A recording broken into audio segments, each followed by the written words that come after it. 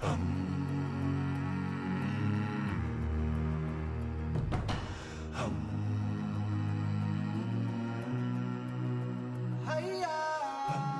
you to the Anthropology Club for hosting me today.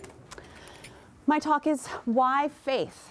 And I was trying to decide whether or not to put the question mark in, and then I decided not to because I'm not going to answer any questions. I'm going to explore possible answers and the ways we can just start to even think about the basic question of why do women practice religion if religion is also something that oppresses women. So I think that a lot of maybe undergraduates and scholars as well, feminists, see religion as a force, part of the institutions that oppress women or limit them. So today my goal is not to explain anything, but to explore what are some of the tensions. How do women inhabit their religions? What's at stake for them? What ways maybe do they find power through religion in ways that force them to navigate other kinds of oppressive structures? So I'm just going to explore a little bit. I'm going to talk for about 40 minutes. I brought one of my students, Fyodor Wheeler, who took my class on religion that this talk is based on. He's going to talk a little bit later about his research into religion in Bali. It ties into some of the things that I'm going to talk about. And then we'll take questions. So I also wanted to thank the University of Notre Dame. I got a grant to create a course about religions. The grant was for creating curricula about religion. And then I designed this particular course about women in religion. So I just wanted to thank them for that support. Because of the support, I was able to really read widely in religions that I have no background in. So I mostly come at this with some background in history of Christianity and also the practice of Islam in Central Asia. I'll talk a little bit about my research at the end of the talk, if there's time. And I've never done any I have a degree in religion, actually an undergraduate degree, but I never did any comparative religion. So this has been a really fascinating opportunity to look at religions kind of comparatively. What are some of the similarities and differences of the religions that in my proposal for the course, I promised to limit it to the Middle East and Asia. So this is the flyer for the course, the one that I taught last semester. So the goals of the course and the research that went out, that I did in order to teach it, and then today also, is to talk about the intersection of three theoretical projects: anthropology, which is my discipline; women's studies, I also consider my discipline. I'm affiliated faculty of the Women's Studies program here; and the study of religion, which is one of my fields of expertise within anthropology.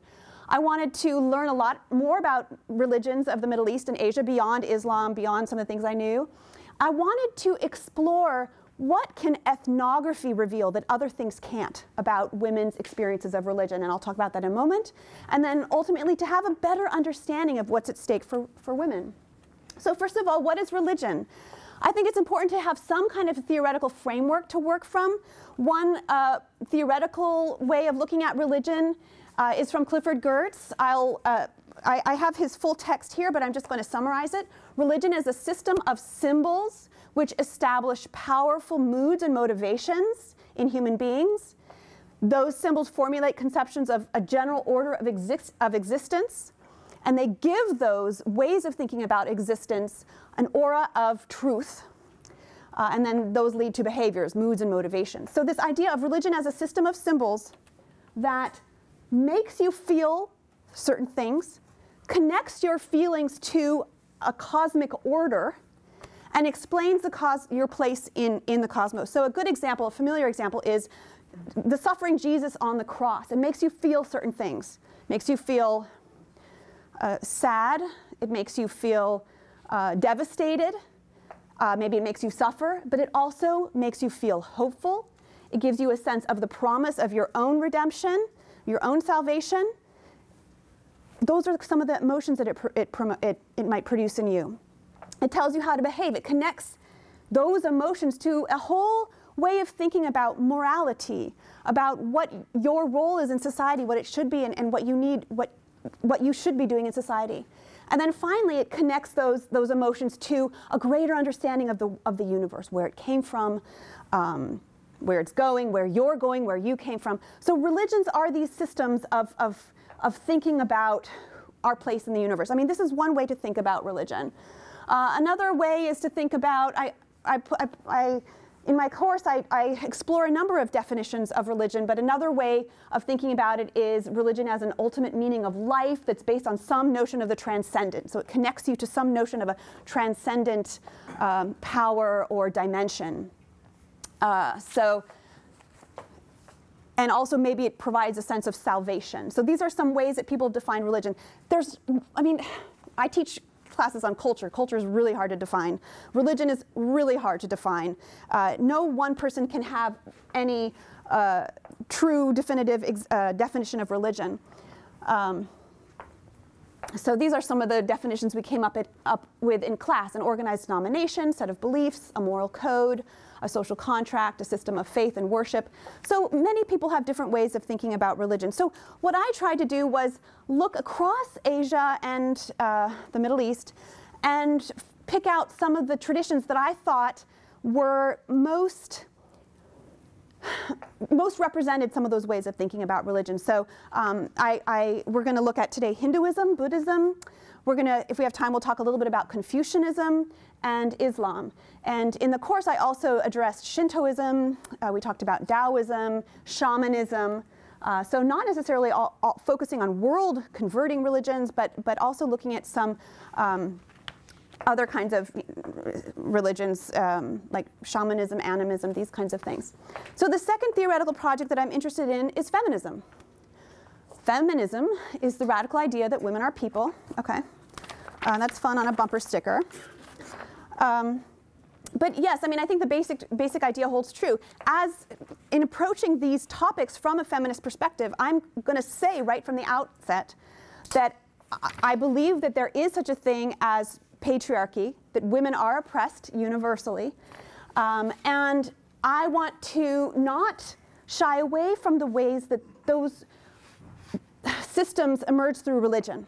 So I'm not going to start by assuming that religion is wonderful, that it's all about salvation and empowerment. And I'm also, but on the other hand, I don't want to start too far on the other side. I want to try to find some kind of a balance between those two perspectives and see what individual women's stories can, how individual women's stories can help me through that kind of a tension.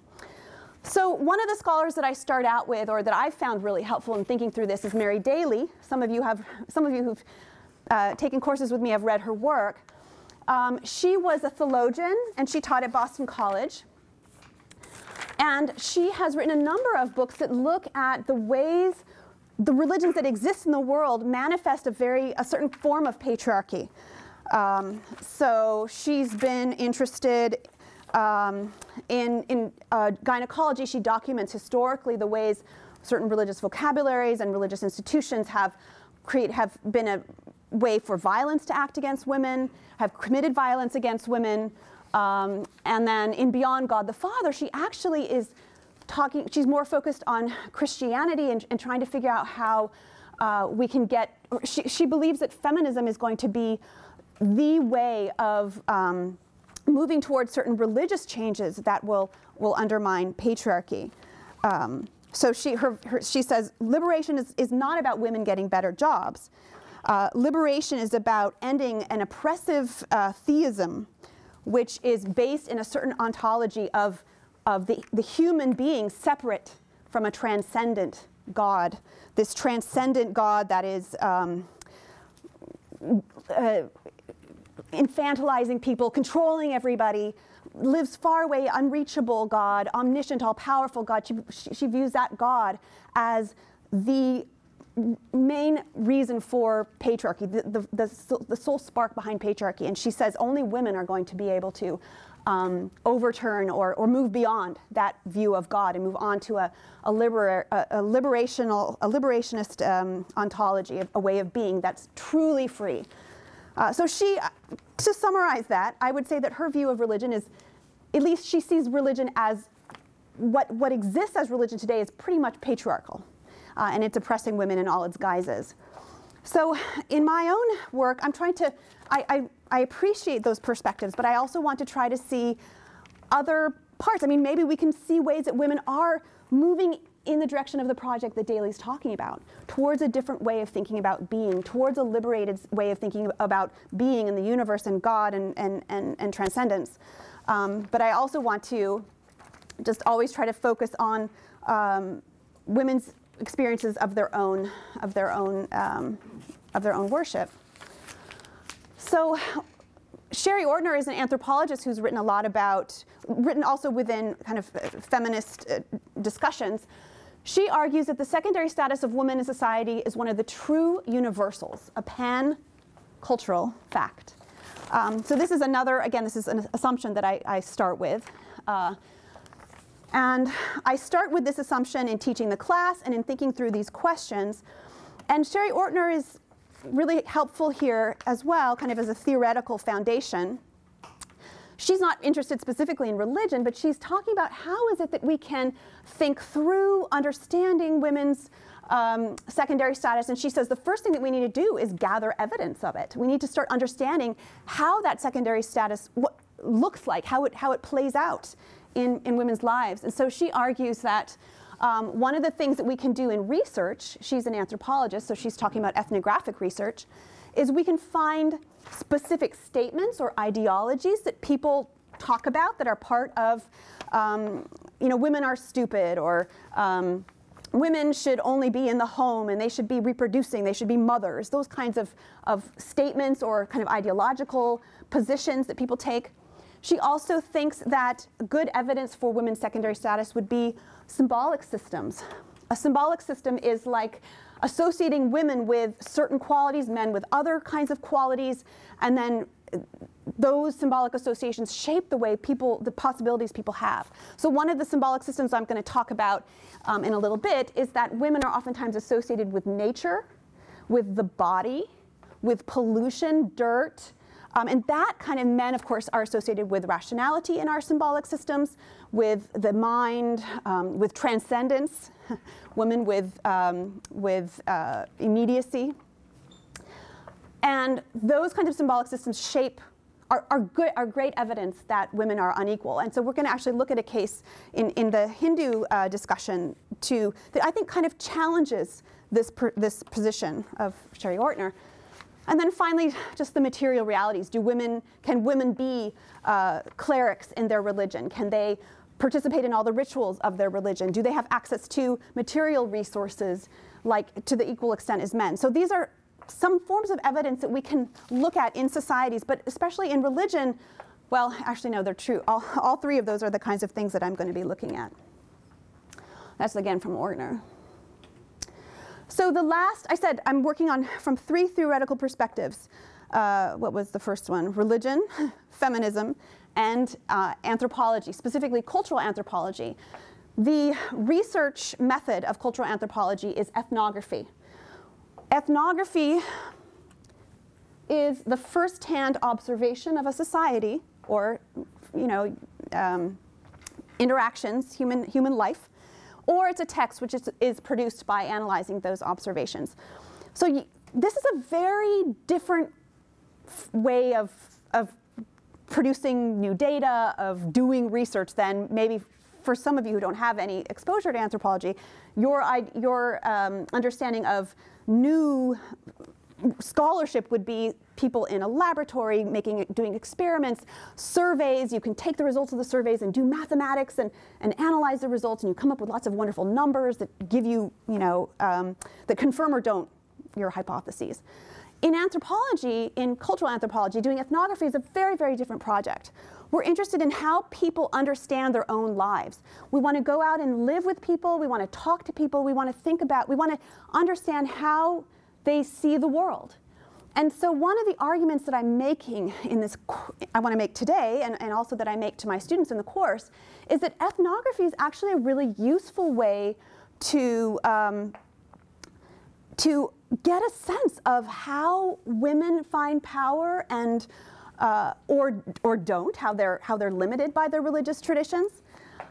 And it's a challenging way because it's so particular. You know, we learn about one woman or one ritual, one group of women doing one thing at one particular time. So it's always a very limited knowledge that you're producing, but it's an important counterbalance to the kinds of positivist or research that you see in some of other disciplines that use very different methods. Malinowski, the great anthropologist, said, if you want to understand ethnography, the goal of ethnography is to grasp, I'm sorry for the outdated wording, to grasp the native's point of view, his relation to life, his vision of the world.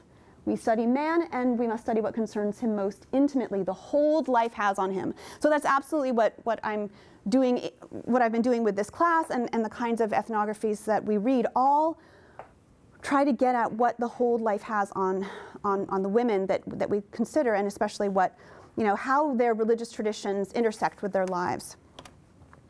All right, I already talked about that. So I'm going to talk about, as I said, a couple of the traditions and highlight some of the ethnographies that I think are most interesting and give you a sense so that you can make your own decisions, you can come to your own conclusions about how women find power through religion or lose power through religion. And I'll let you decide where you stand on your own. But I'm going to highlight some ethnographies that were most interesting to students, most challenging to students.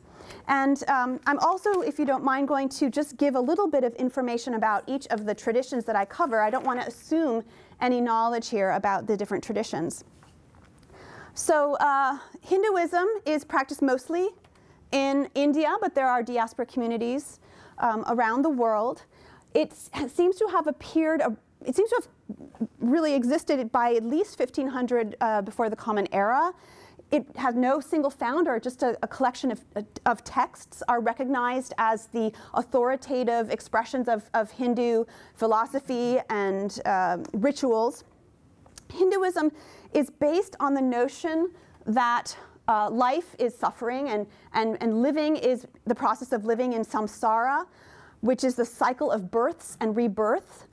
Your karma, the actions that you do in your life, have consequences. And a lot of the consequences have to do with your later rebirths. So your goal in life is to be, to have better karma in every life, and then to ultimately, if possible, leave samsara through moksha, the freedom from samsara. In Hinduism, let's see, what's my next one? Okay, there are a number of paths that you can travel on. You can have the path of knowledge. You can be a great, intellectual. The path of action in life, or the path of devotion through practicing asceticism or other paths like that. So this is where we find already some issues. If we want to be feminist and we want to understand Hinduism from a feminist point of view, already there are some problems that are arising. So first of all, women in the tradition, according to the texts and historically, were considered to have a certain dharma that limited them from certain of the paths towards moksha. Women were expected to be more chaste and loyal. They were expected to be in the home.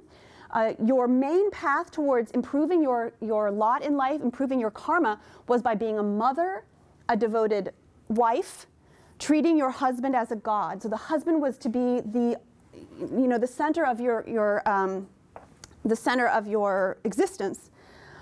So in a sense, it's questionable whether or not one could even reach moksha as a female, because your path in Hinduism is so circumscribed. And I'm not an expert, and I know there are lots of exceptions in some of these things.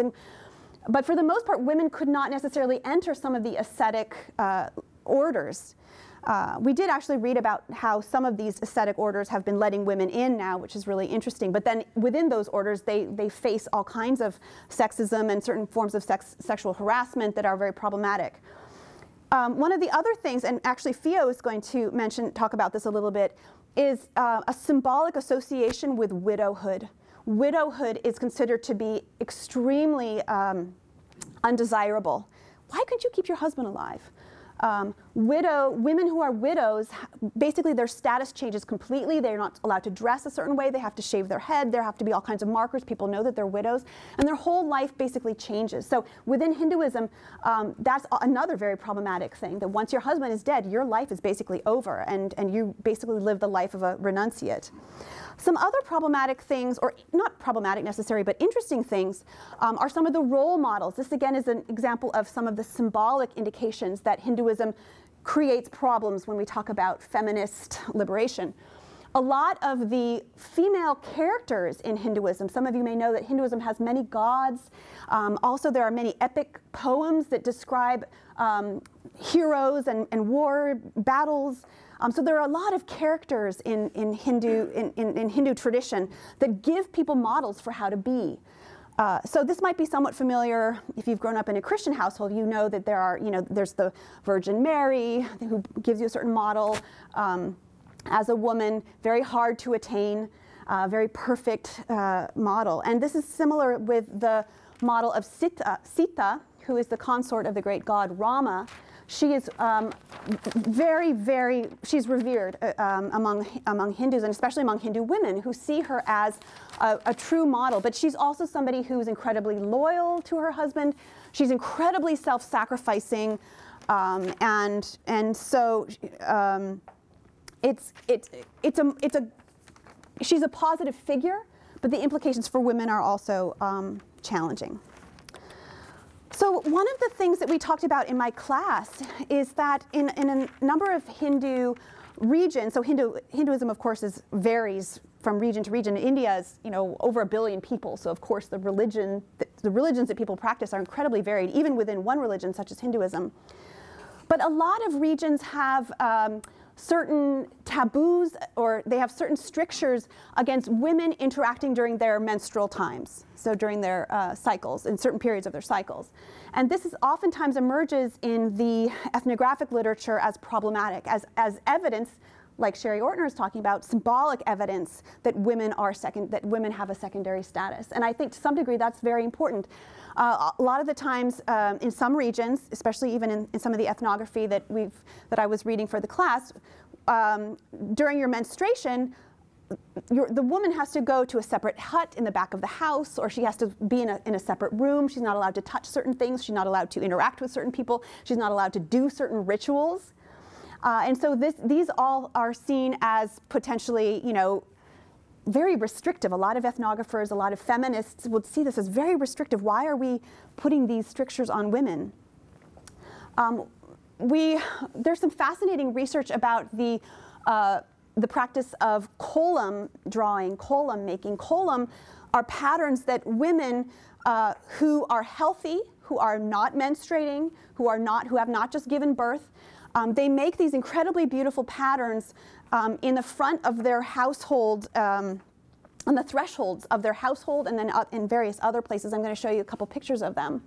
So one of the arguments that one can make, again, is that, okay, here's an example of how women are limited from doing certain things that are really important in the society, that are valued in the society, just because of this particular part of their biological nature. So these are some more of the kolams.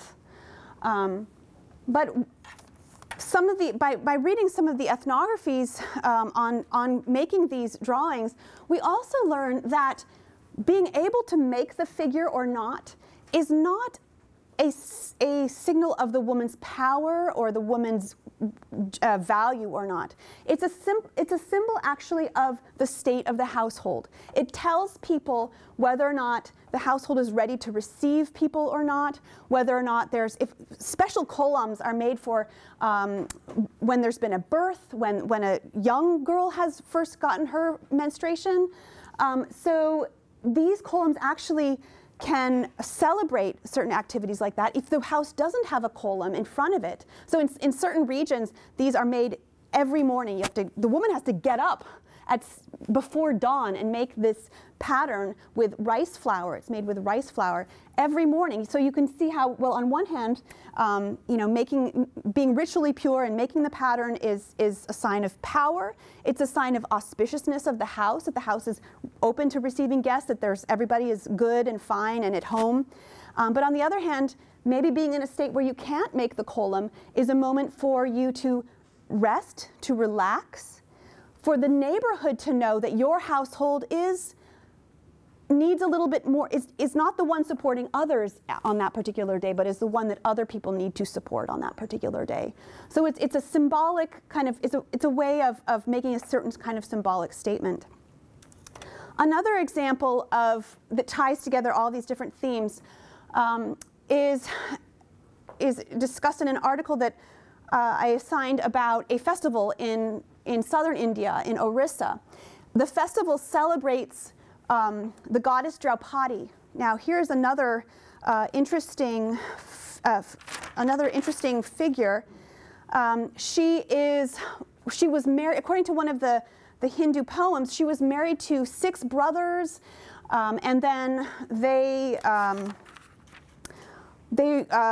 had a dice game and they lost, and then the penalty for that was that somebody was going to come and remove her sari and basically expose her to all of her in her nakedness, which would have really defiled her honor. And but instead, because she was so pure and such a wonderful wife and such a upstanding woman, Krishna, the great god Krishna, saved her by making, as they pulled off her sari, it kept getting longer and longer, and they could never pull it off entirely. So she's an interesting figure, kind of a hero, who is also a woman who overcame great odds and was not shamed in this particular story.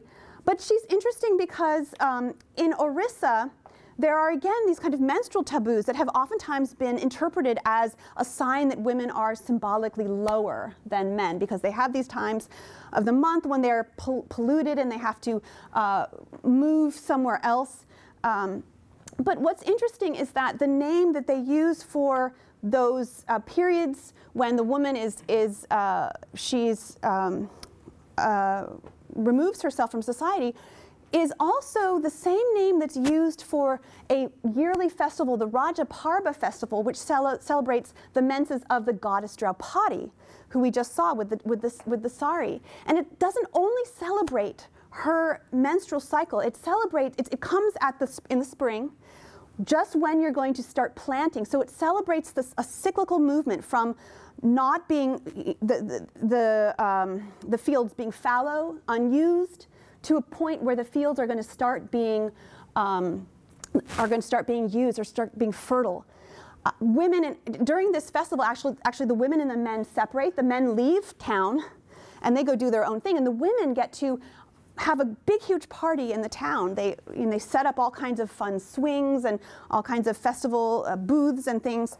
And so it's really a time to celebrate. And so for one way to think about these times when women are removed in their own lives is that for this particular society, those two, the woman's leaving society and this festival of Draupadi also going through that, are actually parallel, and they both actually honor women's role in reproduction and fertility and the continuity of life.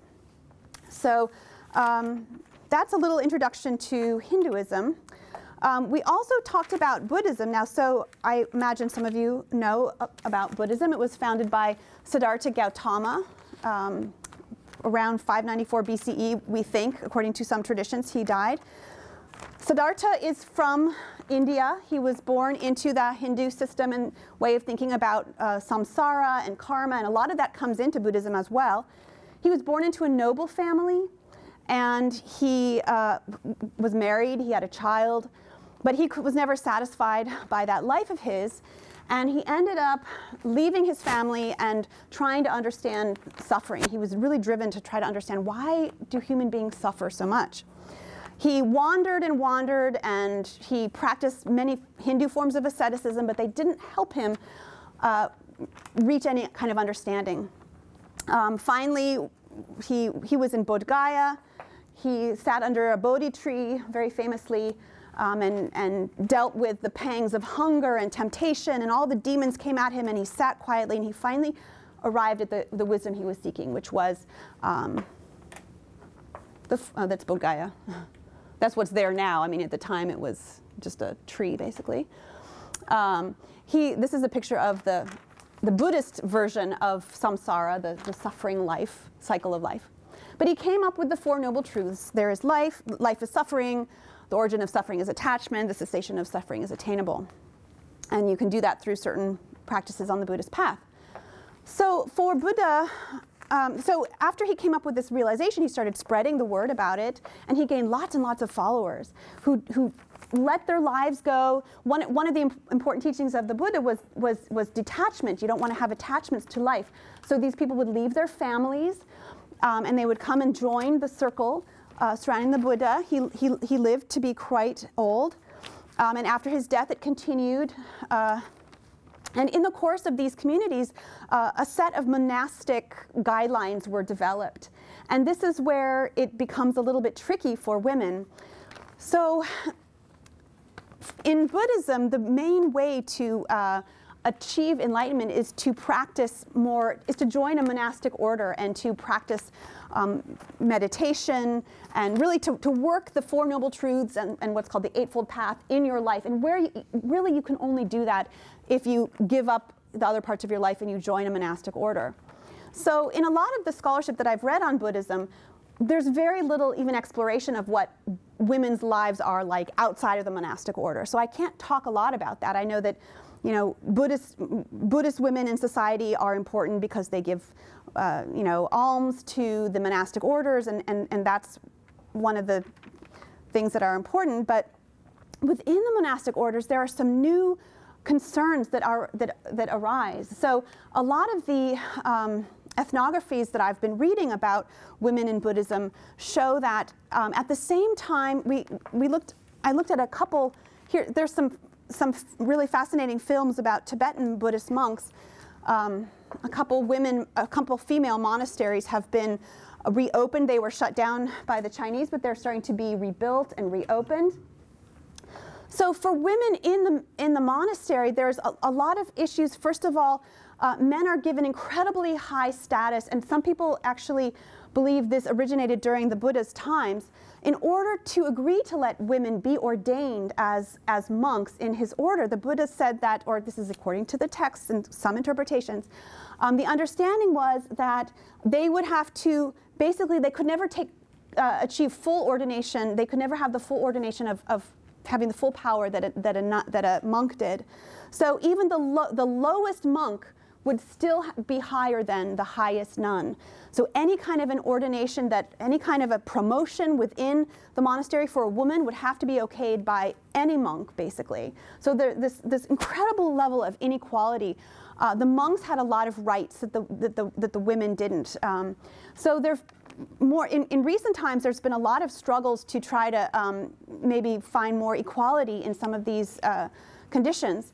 In some of the ethnographies that we encountered, we looked at these ethnographies of the women in the monasteries. We find a very different kind of balance of the way they negotiate being a woman and some of these inequalities. Yes, absolutely, we see very clear evidence that they rely on the male monks, the male leaders, for a lot of things. They can't consecrate certain ground without men. They can't make decisions about their own leadership unless it's okayed by the male leaders, maybe from other monasteries. So there's a lot of limitations on them. On the other hand, a lot of the women who are in these monasteries find incredible freedom in being in the monastery. For a lot of the women in Tibet, at least in these ethnographic accounts, they talk about the incredibly difficult life that they lived as pastoralists in a very, very challenging mountainous environment, high levels of maternal mortality, devastating, childbirth is devastatingly difficult. You barely learn to read, very few schools, and you're basically consigned to a life of backbreaking labor, dangerous childbirth, and lots of gender inequality within your family. When you visit the nuns in the monastery, on the other hand, it's a very different feeling. Yes, there are these inequalities. They do have to kind of negotiate with the male Buddhist monks, but they spend all of their time in pursuits that they believe have real value. They believe that they meditate. They go on retreats for years at a time. They learn to read. They spend a lot of their time studying. It's an incredible education that Tibetan Buddhism, the education to have any kind of knowledge in Tibetan Buddhism takes years and years and years, and so they study the texts just like the monks do. They become literate. When they're not studying the texts, they're, you know, maybe they're cooking or they're working on the monastery, but they're not living those, they're not having to participate in the dangerous childbirth and family life of their relatives. So for these women, at least from the ethnographic record that I encountered in conducting this research, an incredible sense of being fortunate, of having escaped a fate that they just didn't want, and having the opportunity to pray for the world. So that's the other thing that really comes out through this ethnography, is that not only are they being able to read, and they're helping their own soul, hoping to have a higher rebirth for themselves, but they really have a sense of themselves praying for the world, and that their prayers are going to help the entire world. So a very deep sense of purpose and fulfillment. That does remind me of one thing that I didn't mention, though. There is some debate within Buddhism about whether or not a woman can achieve enlightenment. So there is many kind of mainstream thinkers believe within Buddhism that in order to achieve enlightenment, you have to be born as a man. So that's, you know, I'm kind of giving this picture of women who feel incredibly empowered by their faith, but we have to always see it in the context of the other side. So here's some more pictures from the films that we looked at. And one of my students in the class did a really interesting research project on Tibetan female nuns, and she found a lot of fascinating ethnographies about them. They're really just re-emerging after the incredibly horrendous persecutions by China. Now, for some reason, it's more permissive. These places are being opened.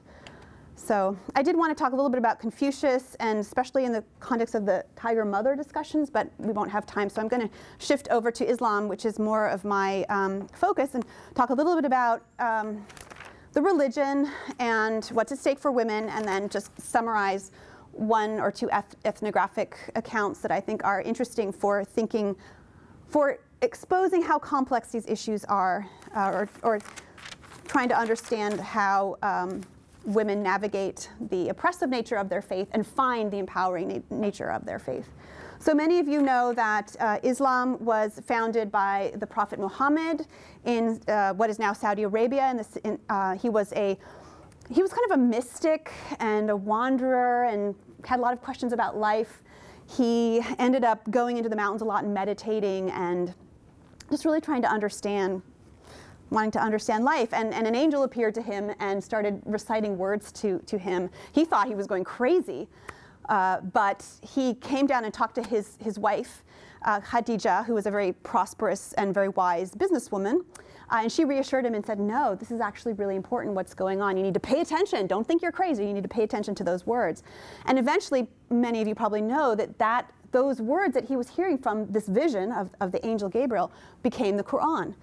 And so the Quran is not a text that a human being wrote. It's uncreated words that coexist with the divine power, essentially. So of course, Islam spread very quickly. Within about 200 or so years, it spread all across North Africa and all across Asia. My fieldwork is conducted here in the Kyrgyz Republic, the former Soviet Republic, and I worked with Muslim women there and tried to understand how they navigated different aspects of their faith and their society. I think an interesting place to go to understand the tensions for women in Islam is Layla Ahmed's Women and Gender in Islam. So I think a lot of students, at least the students that I teach, come to the study of Islam thinking that it's very, with the assumption that Islam is very oppressive to women. And in some cases, like any religion, I think there are ways that it can be used against women. But she also looks at the history and shows how there are certain aspects in the texts that are very empowering, and there are also certain historical reasons why certain kinds of patriarchal or oppressive institutional arrangements have arisen in Islam. So she gives us a reality check to see that, that Islam itself is not like some inherently patriarchal or oppressive. It's kind of the ways in different places that it's been used. So I'm just going to speak really briefly about, I'll skip this discussion.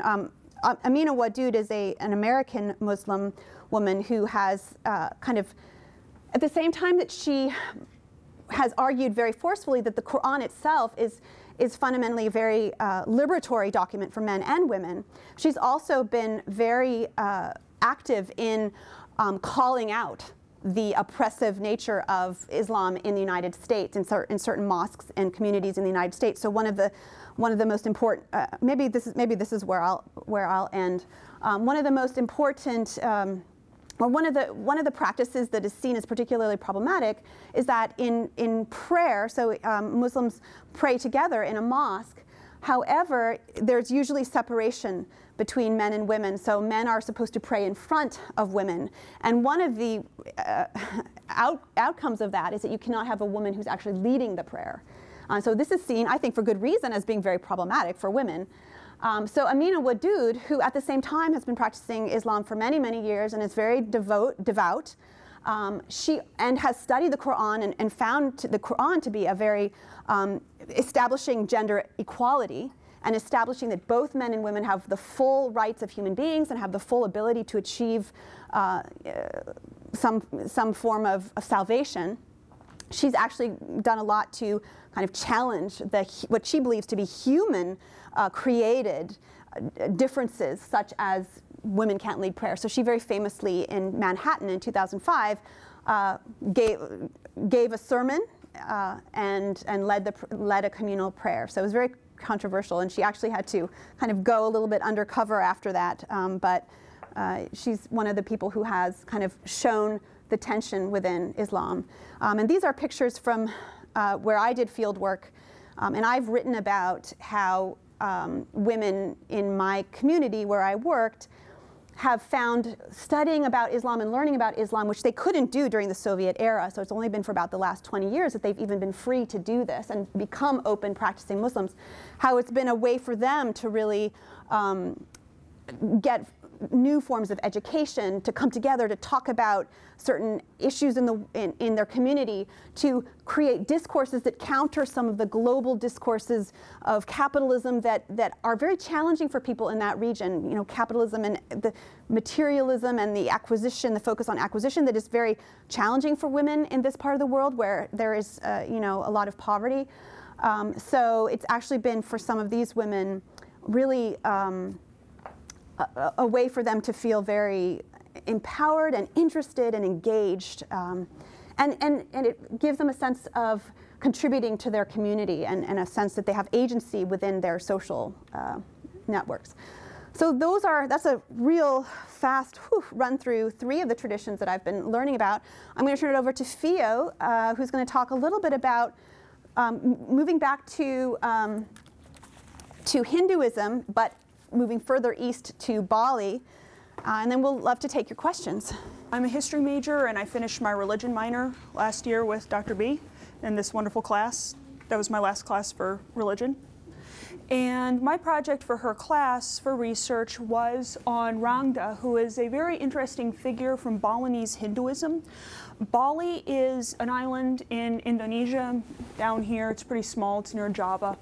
That is the only part of Indonesia to remain Hindu. The rest of the country is a majority Muslim and Christian nation. And Hinduism arrived in about the 11th and 12th centuries AD. And Rangda is called the witch quite often. She is portrayed in the very elaborate dances that are the primary form of religious education. They don't really have written texts. One of I think the only religious text that they actually have that talks about their history and religion is the Lontar palm manuscript, which is just like palm leaves like this, like you saw with the Tibetan monks, Tibetan nuns. And Rangda is actually in part based off of the Hindu goddess Durga, who is one form of the goddess Devi. The consort of Shiva, and Durga is a vengeful figure. She's very destructive, but she isn't evil. And Rangda is usually portrayed as evil, and I wanted to find out how she came from a good source and then became considered evil.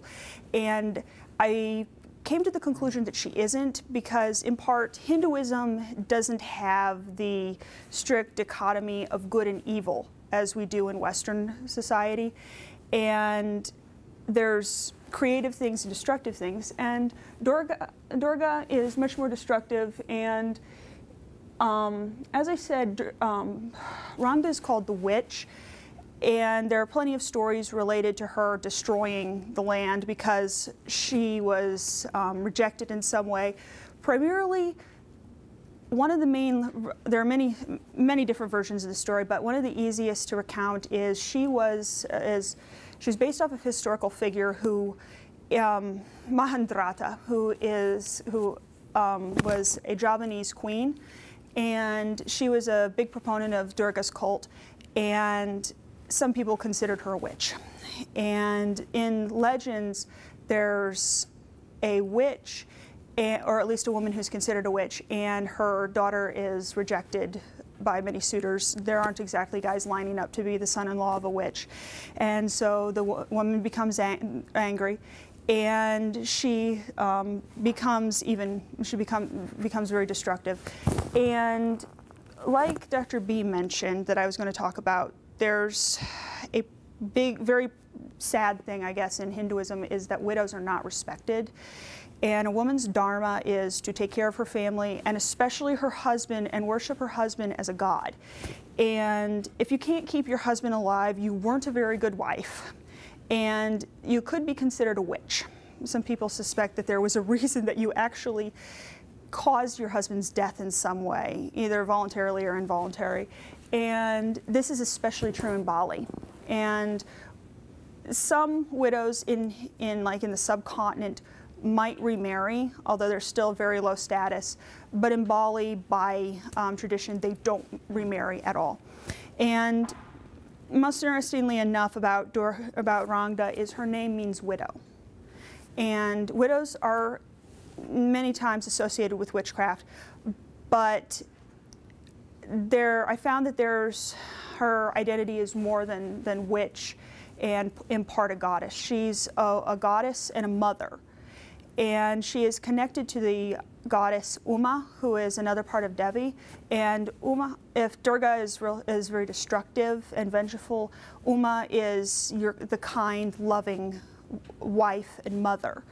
And mothers are highly respected in Hinduism because that's their dharma. That's part of their goal, part of their purpose in life is to take care of the family and raise the children. And a mother can actually demand things from her children that she can't demand from her husband, like respect and love. And so I came to the conclusion that when Rangda, as a figure, when she is pleased, when she is treated right, she is much more like Uma. She fulfills that part of her figure. And when she's not treated well, she's more like Durga and becomes destructive. And so I broke it down into that. There are 4 parts to her personality: goddess and mother, witch and widow, and all of those intersect. And we talked a little about 3 things in ethnography that can tell you how women are viewed. Ideology, which I would say is in part the treatment of widows and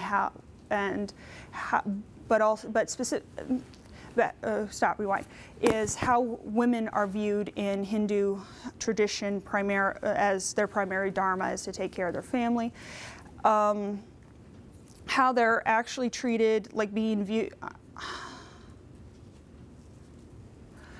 Symbolism is next, right?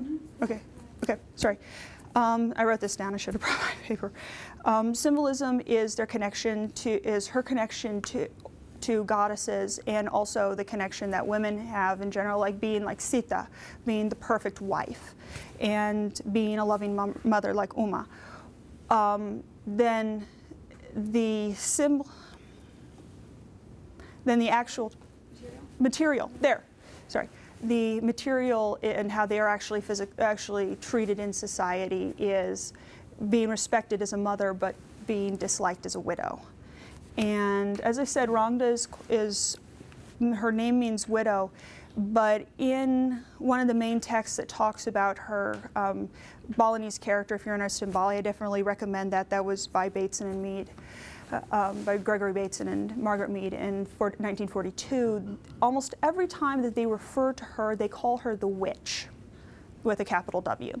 And I found that interesting. They focused on her role as a mother, but primarily at her as a much more terrifying evil character. And interestingly enough, also Clifford Geertz, that we mentioned, who his main theory of religion about symbolism, he also studied her and discussed her role and her enemy in the dances, Barong, which is very much kind of a lion cross dragon dog thing. And yeah, I don't really know what I would say after that, so we'll take any questions. Sorry for stopping there. That's great, thank you so much. So does anybody have any questions about some of the arguments that we're making? Yeah, go ahead. So you're saying that some women following the religion that's oppressed them because they believe that they fulfill some kind of transcendent meaning. So some the religious taboo, like in Islam, women have to wear black covering, and wearing this black covering in a scorching heat under the sun is unhealthy. So do you think that some religious taboo should be limited on the basis of science and reasons? Well, our goal isn't to, my goal isn't to take a position on any particular practice. The veil is a really interesting subject. I don't really know I don't know any of those issues at all. I haven't actually read any ethnography where women talk about those. I think that would be a really wonderful thing to read. I mean, there's other ethnographers who I mentioned who are interested, actually I won't pull it up, okay, who are interested in how women, how veiling is part of a discipline for women that helps them achieve certain states of spiritual piety. So for a lot of women, the veil is a very important spiritual tool. Whatever the health benefits are or not, I really can't speak, but so unfortunately I can't help you on that question. Yeah, go ahead. I was wondering with the witch, I don't remember her name, but you mean Rangda? Yeah. That I have up there? Do you know if widows like identify with her in any way, or have any special practice because she's a widow? That's a really good question. I never read anything about that. It would be really interesting to talk to a widow in Bali about how she feels about Rangda, if she feels any connection. The ethnographies that I read, most of the ethnographies that exist are much older. And like I said, Bateson and Mead was in 1942, and I think anthropologists are more into actually talking to people now. And there are more recent, like from Stephen in 2001, she talked to some people about who is wrong to you, but she didn't talk to any widows or women, actually. I don't think she talked to any women. She talked to a mask carver who makes the masks, so that was quite interesting. I think that was a good person to talk to, but no, I don't know how widows view her. That'd be quite interesting. Thank you for the question. I'd love to research that now. Yes. Dr. Sutter? Hi. Yeah, I'd like to just get your reaction, if possible. There's a feminist scholar who wrote a book about Inca religion. And the Inca were relatively pantheistic. There is also dualism, where male and female, at least theoretically, share equal but opposite kind of positions in life. And there were certainly shrines, to Kia the Moon, for example, the sister of Inti the Sun, and so on and so forth. And so what Irene Silverblatt has suggested is that the Inca and their worldview, their religion, which is symbolically It's loaded with symbolism indicating some degree of equal opposition between males and females, but she argues that it was really the Spaniards who kind of imposed a perspective on understanding of the Inca, and she makes the argument that prior to colonialism that things were equal between males and females. Well, you do see a lot of examples of colonial powers changing. I mean, it's not to say that what happened when they got there, what was happening when they got there was women were empowered. I mean, I think Sherry Ortner's point and the point that I kind of embrace as a feminist and women's studies affiliate faculty is that everywhere women are secondary status. I'm not saying that's not true. And so whatever the ways that they had been kind of put into the social structure in a secondary way before the colonial presence would have been, sure it would have changed after the colonial presence. Right. Is that kind of what you're getting at? Personally, I agree with that. Yeah. I feel that she makes some arguments that are not empirically supportable, like the kind of pan-genderless entity Viracocha, she claims was not masculine. But there's actually accounts of the statue that the Inca constructed of Viracocha indicating that it was a boy with a penis, and I don't know how you confuse that. But in any case, I think there's also pretty good empirical support indicating that women were of a lower status under the Inca, but she's making kind of this radical argument that it was all because of colonialism, that they lost that equal status that she claims they had in their religious symbolic structure. It sounds too good to be true. I think so. I don't know. But I'd love to read the arguments. It's great that people are making this argument. Yeah, we're kind of near one, but if you could go into some more detail about the role of religious syncretism in this, because that's starting to become a thing where religious I'm sorry, I didn't mean to. That actually is something I should have mentioned. It would take added a little longer, but before Bali became Hinduized in the 10th and 11th centuries, they had an animistic religion. They believed in spirits, and that's where a lot of their belief in witches come from. The Layak are a specific kind of witch, and when she's seen in the dances, she's their queen. She's the queen of the witches, and she's the leader of these kind of cannibalistic demons, witches, and those are in part connected. You could connect them to some of the Hindu traditions, but those come from the animistic tradition also. So their religion is very much a combination of Hinduism, that's the base now, that's the largest part of it, but also parts of animism and even some parts of Buddhism today.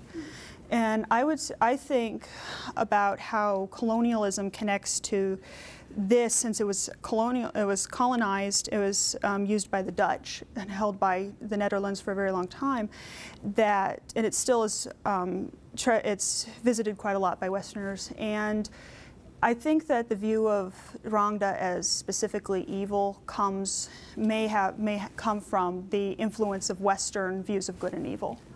That's a great. So that's kind of a syncretism. And I'll answer a little bit in 1 minute from my own field site in Central Asia, where Islam is becoming a much more important part of religious life.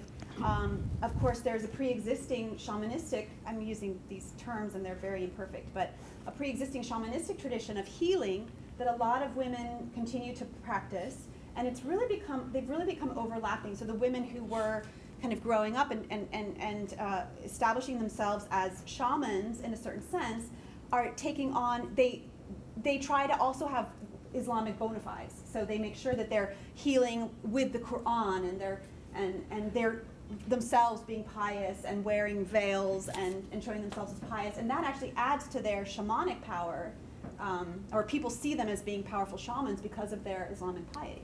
So absolutely, syncretism is the rule rather than the exception. So it's about 1, so I'll stop there. Thank you, Fio, for You're welcome. helping Thank me you. out, and thank you. Thank you.